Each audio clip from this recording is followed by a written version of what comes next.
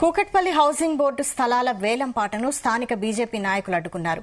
Kukatpally incharge Madhavaram Kantharao ఆధ్వర్యంలో KPHP community హాలులో జరుగుతున్న వేలంపాటను కార్యకర్తలతో కలిసి అడ్డుకున్నారు. పేద మధ్యతరగతి ప్రజల కోసం ఏర్పడిన హౌసింగ్ బోర్డు వ్యాపారం చేయడం ఏంటని ప్రశ్నించారు.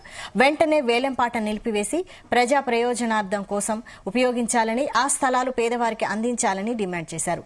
వేలం సాఫీగా జరిగేందుకు బందోబస్తు ఏర్పాటు చేసిన పోలీసులు బీజేపీ నాయకులను అరెస్టు చేసి పోలీస్ స్టేషన్ కు తరలించారు.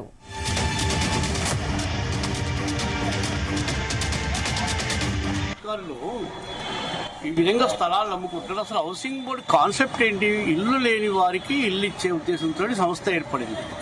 తర్వాత ఖాళీ స్థలాలు అమ్ముకొని బడాబాబులకు కట్టబెట్టే ఉద్దేశం తప్ప ఇది వేరే కాదు. ఇది తప్పకుండా ఇప్పుడు ఏదైతే మీరు కొనుక్కుంటున్నారు కానీ దీన్ని తప్పకుండా మేము లీగల్గా కూడా వెళ్తాము. అరే మేము న్యాయం కోసం ఇక్కడ అన్యాయం జరుగుతుంది అని చెప్పేసి వస్తే కూడా అరెస్ట్ చేయడం అనేది చాలా విచారకరం, దురదృష్టకరం. మేమేమన్నా రాళ్ళు పట్టుకొచ్చామా, ధర్నా చేశామా, కానీ మా కోసం మేమేమన్నా పోట్లాడుతున్నాం, మాకు అది ఇవ్వండి ఇది ఇవ్వండి అని ఏమన్నా అంటున్నామా?